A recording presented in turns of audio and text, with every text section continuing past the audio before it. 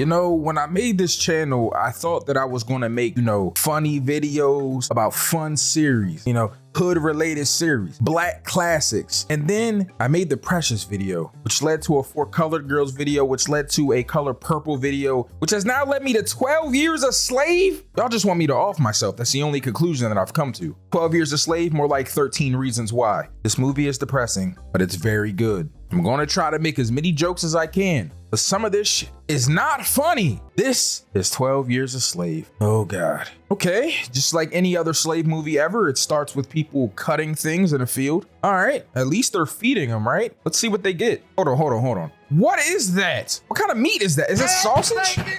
Sausage! Bread and what seems to be blackberries. Wait, what is he doing? Is he making a shank? Okay, he's clearly making a pin here. Okay, I get it. So he's using the blackberries as ink. And it didn't work. If it was me that was writing on that piece of paper, it would have worked probably, but I still wouldn't have been able to send a letter to anyone because I can't read or write. But that's besides the point. But hold on, who is this? Hold on, she kind of bad. Hold up. Hey, yo! Now I know a lot of y'all are probably wondering who is this random girl and why is she trying to make love to Solomon right now? Oh, Solomon Northup is our main character, by the way. I also wondered why, but then it dawned on me. I think this was supposed to depict that even though these people are obviously slaves and in these encampments, where they're in rooms bunched up with a bunch of other people, they still have needs, And I think this was showing us that even though they're in these very dire situations, those needs are like animalistic, something that is deep inside you. You still need and desire to an intimacy. So in this moment, she just picked a guy that she was attracted to and she had sex with him. It's really sad when you think about it, because it's like all of these bad things that are happening right now, like the fact that we have been stripped from our homes, we're not free,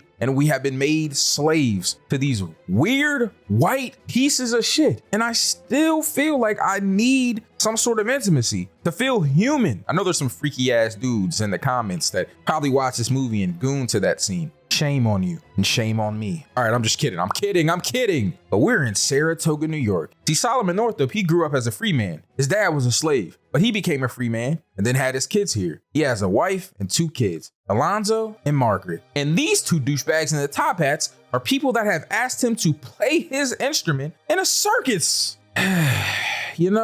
You would think that in this situation, these 2 random guys in top hats asking you to go to Washington with them to play an instrument in a circus would make you think, I'm a black guy, circus. Well, what do they think? I'm a monkey or something? But no, Solomon doesn't think that because he's not born around a bunch of douchebags. So he goes with them and they get him drunk. They literally drug him. So he gets drugged and he wakes up in chains. I'm hoping that everyone's watching is putting 2 and 2 together, because when 2 douchebags in top hats drug you and you wake up in chains, you have been sold to slavers. That's right. They were kidnapping people, taking them and selling them to slavers that would extradite them back to the South. I wonder how much money they get for this. I bet it's nothing. They probably get pennies on the dollar for this bullshit. Look at these dudes, bro. They tucked him in the bed and they're taking care of him. You guys are selling him to slavers. So he wakes up and obviously he's confused. I'm a free man. My name is Solomon Northup. I'm from Saratoga, New York. Boy, you ain't no free man. You are a slave from Georgia. You're no free man. You're not from Saratoga. You're from Georgia. You ain't a free man. You're nothing but a Georgia runaway, boy. You're just a runaway.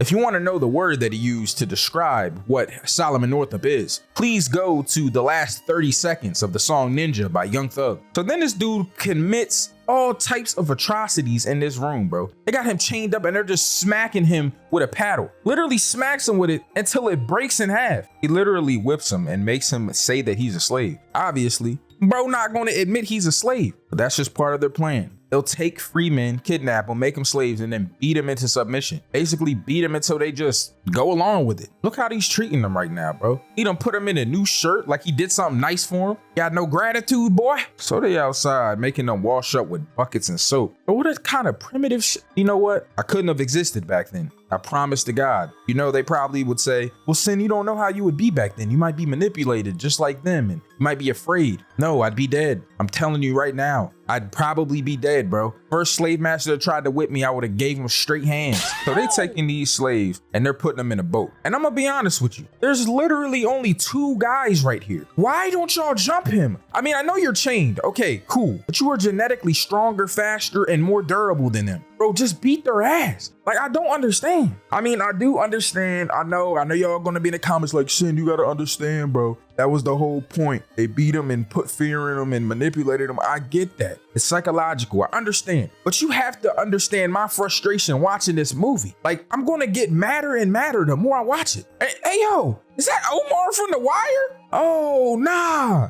But what kind of shit? They got a mask on his face? What they treating him like Bane? So Omar want to fight, bro. But the other guy there is trying to explain to him, look, man, the rest of these guys are slaves, bro. They're born and raised slaves. So they're not going to fight. Understandable. But sometimes, man, you just got to risk it. So this dude right here, I just want y'all to know that he might seem like he's for the cause, but something's going to happen very soon that's going to make you realize that even the people that might act like they're with you aren't really with you. Anyway, so this slaver goes down into the hall, bro, and he wakes up the shorty in the dress. Now, obviously, he's taking her to do atrocities to her, bro. Y'all know what's about to happen. And my man Omar from The Wire get up, and oh yeah, he about to, and he got stabbed in the stomach. Bro, they just tossed his body into the water like he's nothing. So anyways, they get there, right? And that dude that I told you wasn't really down for the cause, yeah, he's owned. Clemens Ray is owned by this fat dude in a top hat. Bro built like the head of Monsters Inc. I ain't gonna lie. But you see what I'm saying? Look at him. He's happy to be owned, bro. Bro, he went and hugged this dude. Obviously, Solomon is completely distraught about this, and he's yelling at him, Clemens, Clemens. So they came and picked up all of the slaves, and now they're taking them to wash them up, make them look presentable, and sell them at an auction. Hold up. I know that he's not treating them like some sort of novelty antique. Talk him out. Look at this boy. Look at this broad. He's gonna turn into a strong beast one day. Oh, ain't no way. Hold up. Is this Doctor Strange? Oh, nah. Yo, he got this little boy doing knee-ups. Anyway, so they take Eliza and they take Platt. And as soon as he pull up, bro, why his wife come outside talking about, did you bring all those riggers? I'm gonna say rigger like I'm Scooby-Doo. Why is she crying? Got separated from her children. Oh, honey, go get some rest and food. You'll soon forget about your children. What? Soon forget about my children? Anyway, this is John Tibbetts. But what the hell, boy? A douchebag. Somebody that you're gonna become quite familiar with very soon. And he starts singing a song about black people getting caught and getting hung. It's called Run, Rigger, Run. John Tibbetts. I hope I never see your actor in real life. I'm gonna do that to you. Anyways, this is crazy, right? Doctor Strange is bringing these slaves to Bible study. I know you're not bringing me to Bible study, and I'm a slave. Anyways, they run into some indigenous people, and they get the dancing in the middle of a campfire. My man Solomon just looking at him like, what the? Were indigenous people not slaves? Like, I don't know if that, like, I felt like they were slaves too, but maybe they weren't. I don't know. Somebody in the comment section below tell me. I know one of you guys like history and stuff. So Tibbetts is super jealous of Solomon because he's a learned black, as they would call him. Someone that has a mind of his own, a brain, and uses it for good. And he's making Master Ford's job easier. Some may say that Solomon's acting like an Uncle Tom here. But you know, I would just like to say that I think he's trying to survive. I mean, it makes sense, right? Just do what the master says and everything will be fine. Boo! Well, it's even to the point he starts telling Eliza to stop crying over her children. Like, how you gonna tell me to stop crying over my kids? Master Ford he's a good man. He is a slaver under the circumstances. Man, shut your... We'll talk him out. Man, Eliza, shut your dumb ass up, man. You can get all us killed, man. You crying all day and all that, man. You gonna tell me to stop crying over my kids? Don't you care about your kids? Man, I love my kids, cuz. I mean, they get on my nerves sometimes and all that, you know what I'm saying? And they be eating all the food up. But that's besides the point, cuz. You need to get a hold of yourself, man. Bro, she just crying and crying. Look, she's even crying at Bible study, bro. She can't stop crying. You know what this is gonna happen to her, right? She's gonna get smoked. Oh, here comes Tibbetts, bro. Oh, hell no, man. What the fuck? Oh my God. Man, these boards is flush, man. They smooth to the touch, man. You hating right now, cuz. With your stupid pilgrim hat on, cuz. You looking like Christopher Columbus. I'm really on you. You are a brute. You are a dog. You better follow instructions. All right, my fault, cuz. I'm gonna do what you say. Man, looking like you got dressed at a pilgrim convention. I'm really on you, boy. What did you say, boy? No, nothing, man. My fault. So in the midst of all of this happening, they take Eliza out of the house, bro. And you know what's about to happen next? I told y'all, bro. She keep crying, and they about to do that to her. So the next day, this man working on the house again, bro. And here come Tibbetts, mad at him about these dang boards, bro. Bro, he fixed the boards. And my man done had enough, bro. And he know that this dude Tibbetts is a ho. So he get to whipping him. He telling them to strip. So they get fighting. And I ain't gonna lie, my man Solomon straight body him. He got him on the ground. He took the whip. He started smacking him. Mickey. Oh my God, doing that to him. So after he gets done whipping him, the other overseer comes up and he asks him what's going on. And bro tell him like he tried to whip me because I was just using the nails you gave me. So he told him don't stir and don't leave the plantation because if you do, I can't protect you. Why it sound like you read that out of a slavery instruction book? Anyway, so Tibbetts grab him up and they are about to hang him, bro. Literally, they got him off the ground. Yo, real quick. Hey, yo, don't click off the video. Chill. I made a real still video over on my other side channel. It's gonna be in this little eye right here or in the pinned comment or description. So after you get done watching this video, don't click off. You know what I'm saying? You can leave this one and go watch that one. You feel me? All right, love you guys. Bye. So the overseer come over and he save him. But he don't even take him off the news. He just let him sit there. Bro was literally on his tippy toes trying to keep himself from dying. So they sent for Master Ford, and I guess he just wants to wait to see what Master Ford wants to do. It got so bad, man, that even the other slaves came up and started giving him water. They're really doing my man Solomon dirty. So Master Ford comes and get him off, and he takes him into the house, lays him on a pillow, and he tells him that things aren't going to be safe for him. That Tibbetts is going to come back. He's skulking around and he wants him dead. So he transferred his debt over to Edwin Epps. Now he tries to tell Master Ford that he is not a slave, that he's a free man. But bro ain't trying to hear it. He said he got a debt to be mindful of. He done transferred it over to Edwin Epps. Oh yeah, look at this dude, bro. You know that he ain't right. Now he using the Bible to explain to them why it's okay for him to beat them. But y'all gotta understand something about religion. It was created by man to benefit man for all the atrocities that they do. See, religion in a lot of ways, I'm not gonna say in all ways, because I understand some of y'all are religious. So I believe in God myself, but I don't believe in a book. And in a lot of these books, they made these rules to be able to enable them to get away with doing things like slavery and incest and all of these bad things. You gotta understand, God did not create the Bible. God did not create the Quran. Man created this. So I'm not gonna say that everything in those books and other religious books and manuscripts are wrong, but I ain't gonna say everything right either. Hold up. Hold that thought. Is that Lupita? Sheesh, bro, she's so bad. Oh my God. Or you know your boy saying love him a dark-skinned woman. I ain't gonna lie. Black women, period. You know what I'm saying? Y'all are the best and most beautiful women on planet Earth. That's just a fact. But Lupita is so bad, bro. She be pulling about 300 to 500 pounds of cotton by herself, bro. She different. That's that Wakanda in her, bro. You feel me? Wakanda woman is that? All right, my fault. That was trash. So Solomon's getting, completely used to his new arrangements. And here comes Edwin Epps running into the room and making him go dance in the middle of the night. Now, his wife does not like Lupita, obviously. Her name's Pat, by the way, Patsey. And his wife done ran over there and smacked her in the head with what seems to be some sort of glass. Why did you do that? Sell her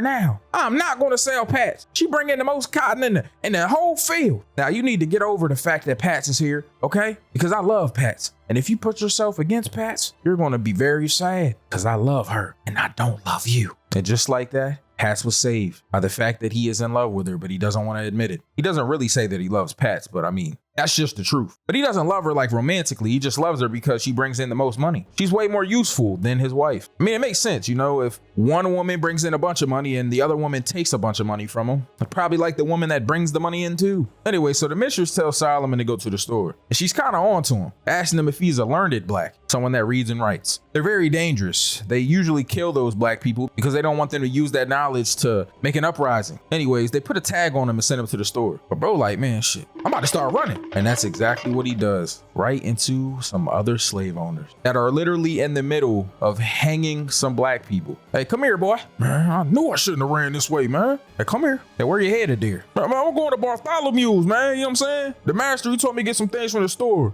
I'm saying some cups, ice, some lean, you know what I'm saying? He been listening to a lot of Wayne recently. All right, well, you better get going in there, boy. The bro walked by and see these people getting hung, bro. Yeah, they literally hang them, bro. Like, what? That was just normal back then. Like, that's just something they did, bro. They just lynched people. That is so crazy. And I'm not gonna say people because it's just black people, bro. Like, there's literally black people like hanging from trees and stuff. Like, bro, that's crazy. Now, Pat be going to this other slave owner's house, bro. Well, I guess they treat some of the other slaves a little better, some of the women. And by a little better, I mean they let them sit down and drink tea. Only on the Sabbath day, though, which is Sunday. Any other day, they get beat to an inch of their life. But, it's great over here, though, because on the Sabbath, we get to drink tea. So we get back, bro. And Master Ford is mad at him because he's talking to Patsey. So he's chasing him around with a weapon. Bro, you gotta just admit that you're in love with her, bro. Like what's going on with this dude, bro? Like, it's to the point, like, he thinks that she's such property of his and he's mad at him for talking to her. Like, bro, relax. Anyways, he ends up falling after running through the damn coop.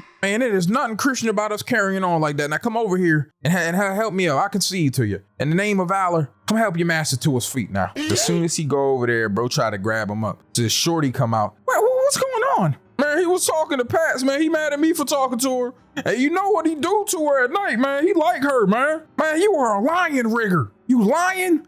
Conniving? Oh, I swear to God, I haven't even talked to Patsey. Yo, you really gonna tell my wife I've been talking to her, yo? That's what we on. Man, you tried to kill me, cuz. And that night, he does exactly the same thing that he said he didn't do. He comes and picks her up out of the room, right in front of Solomon, takes her outside, and he rapes her, bro. Literally. Like, bro, what is going on? Now, obviously, we can't show you this because it's sexual assault, but that's exactly what happened, bro. He rapes her, he chokes her a little bit, slaps her in the face. Like, bro, what is going on with this dude, bro? Freaky ass nigga, he a 69 guy. Freaky ass nigga, he a 69 guy. Like, what is wrong with you, bro? Now, my man Solomon goes to the store again, regular things, honey, sugar, some more lean, and some paper. Now you're probably thinking, what is he gonna do with this paper? Well, isn't it obvious? I mean, y'all seen the beginning of the movie. He's gonna try to write a letter and find somebody to come get him. Somebody come help me, cuz. Now here come his wife again.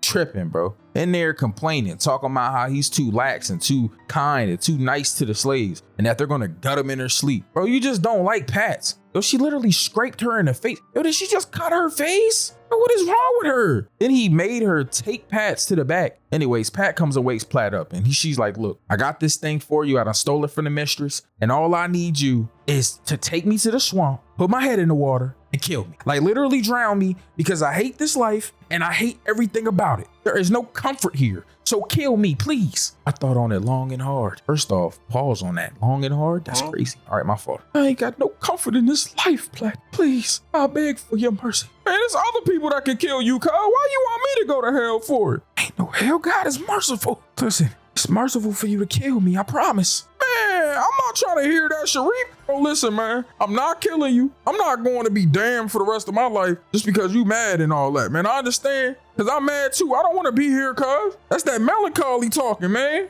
You need to get your stuff together. So bro basically told her no. And I'm gonna be honest, I don't know how I feel about it. Like on one hand, yeah, like I understand why he doesn't want to kill her, but on the other hand, it kind of sucks. I don't know, man. I don't know. What would y'all do? Let me know in the comment section below if y'all would have killed her there. I'm curious. Also, I made a Discord, right? Where I be chilling and we can talk. Y'all want to join it, it'll be in the pinned comment and description. You know what I'm saying? Just if y'all want to, but come over there, man. I be chilling all the time. Me and voice chat. Y'all can meet me, talk to me, tell me how much you love me. All right, my fault. Anyways, there's a plague on the field. And by plague, I mean there's a bunch of caterpillars eating everything. So he needs to make a little bit extra cash. So he ends up sending Solomon and all the rest of the slaves to a whole nother plantation to work for another guy for a while. He even got favor from the slave owner. They be acting like them getting favor from the slave owner is like a good thing. Like, oh, I'm so proud of you for getting favor from the guy that beats you every day. Like, nobody cares, bro. Look at him, bro. He's literally depressed, playing this violin for him, and he hates it. And I don't blame him. Like, it just feels like at some point you're on autopilot. It must feel like you're literally a zombie, knowing that every single day you have no control over everything. That's why I hate prison so much, bro, because it's the same shit. You know what I'm saying? Like, obviously, it's not exactly the same. Like, you're not getting treated like inhuman to the point of slavery, but it's basically modern day slavery. Like, you go there, you get told when you can eat, sleep, poop. You know what I'm saying? When you can shower, when you can have some free time. You in a cell all day like an animal. Like, bro, man, you know what? Somebody got to take down the infrastructure, man. I don't know who, but God dang. Anyways, he ends up going back, bro, and Pat looks terrible, bro. Did a blood vessel bust in her eye? She's getting beat that bad? Whose baby is this dude holding right now? Bro, I don't know whose baby this is.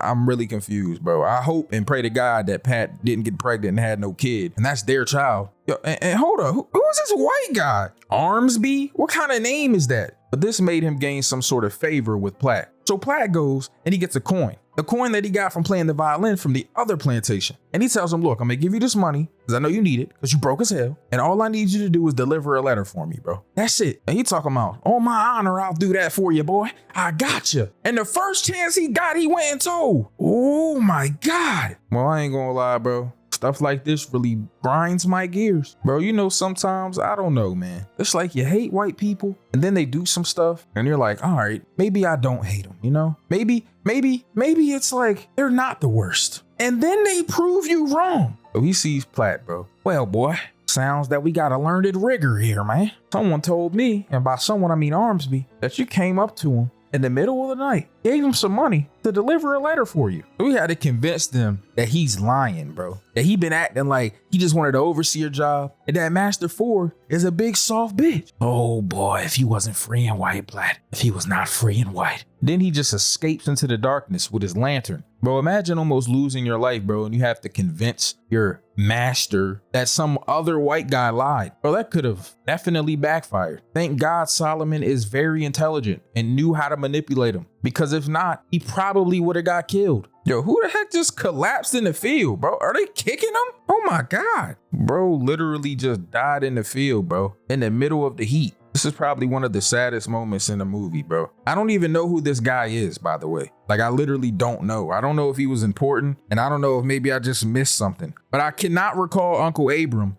being somebody that was super impactful to the story. But it just is super sad because you can just see all of these graves, bro. These are people that just died. They just collapsed from exhaustion, from heat, whatever. And then they get to singing, man. Bro, stuff like this just make you tear up, man, because you can't even believe it. I mean, I do believe it, obviously, but something I wish I didn't have to believe. Yo, hold up, yo. Is this Brad Pitt? Well, how do you go from a scene this sad to Brad Pitt, bro? Well, this is Bass, somebody that believes that black people are human, even though he still calls them the N-word. So Bass is basically questioning him, and he calls them hired help instead of property, and asks him, what right does he have to them? Like, how do you know you even own them? Laws change. What if these people are free one day? How is that going to affect you? And Master Ford is saying, are you calling me an N-word? No, I'm calling you a piece of shit. Bro, I ain't gonna lie, bro. First off, why do you got this pirate bandana on your head, bro? What, you a Pirates of the Caribbean fan? What you read, One Piece? Like, get that thing off your top of your head, bro. Looks stupid right now. You're like Aunt Jemima, but a very pale version with no melanin. Anyways, the Master Ford is outside tripping after this, looking for Pat. Where's Pat? Where is she? I don't know. Yes, you do. But eventually, he finds her, unfortunately. So she went over to Mr. Shaw's because she needed some soap because she stinks so bad that she makes herself gag. And I believe it because, I mean, look at the conditions they living in. And he's calling her a liar. You didn't go over there for that. Oh, you're my property. Why'd you go over there? I'm going to teach you to go over to Shaw's. Oh, I hate him. And of course his wife comes out. Beat her. Oh my God, I hate his wife. So he strips her, puts her to the post, bro. But he doesn't want to beat her for real. He really doesn't. Because he's a big pussy, bro. You know what I'm saying? Like, God, I hate this dude. So he makes Solomon do it. He literally makes him do it. Like, I can't even believe this. And of course his wife is like, oh, he's pantomiming. He's not even really beating her. He doesn't really even want to do it. So he threatens Solomon and tells him to go over there and whip her or he's going to kill him. Yo, first off and foremost, who do you think you are, you bad haircut having hat? I'ma chill.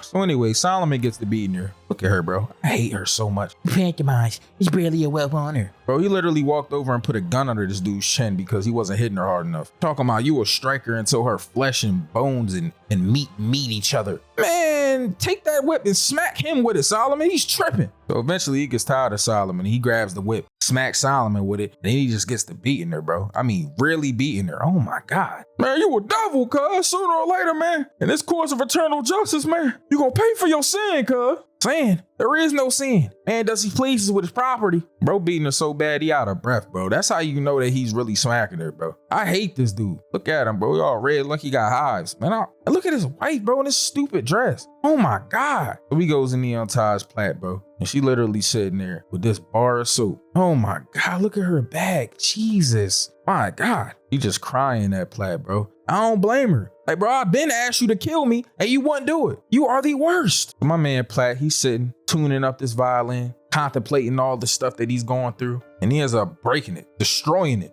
She's mad at herself. So he goes back and he's helping build his house. And this is one of the most pivotal moments in the story. So he gets to talking to Bask and he asks him where he's from. And Bask asks him where he's from. And he tells him the truth, that he was a free man, that he wasn't a slave. And he asks him to send a letter to somebody so they can come and save him. And I don't blame him, bro. Please come save me. Get me out of this bullshit. But it's kind of crazy because I would think, how Bask speaks. It made me think that he was somebody that would have some sort of empathy or sympathy. And that's exactly what happened. Because he does understand his plight and he sees black people differently, even though he's still racist, obviously. He tells him that he's going to go take his letter and deliver it for him. And that's exactly what happened. The sheriff comes and his friend from the north comes with free papers for him. And they take my man Solomon Northup and they leave. He goes and hugs Pat before he leaves and he ends up leaving Pat there. Probably one of the saddest goodbyes I've seen in a movie in a long time. I understand why he leaves, He wants to be free. He wants to go back to his people. But he left her there, left all of them there. But Solomon Northup goes home and he sees all of his family. His wife, his son, his daughter, and she's even married with a child now. He does a lot. He writes a book, 12 Years a Slave, and he even helps people. Helps them when they're trying to escape in the Underground Railroad. He even takes the people that wronged him to court, although none of them got prosecuted.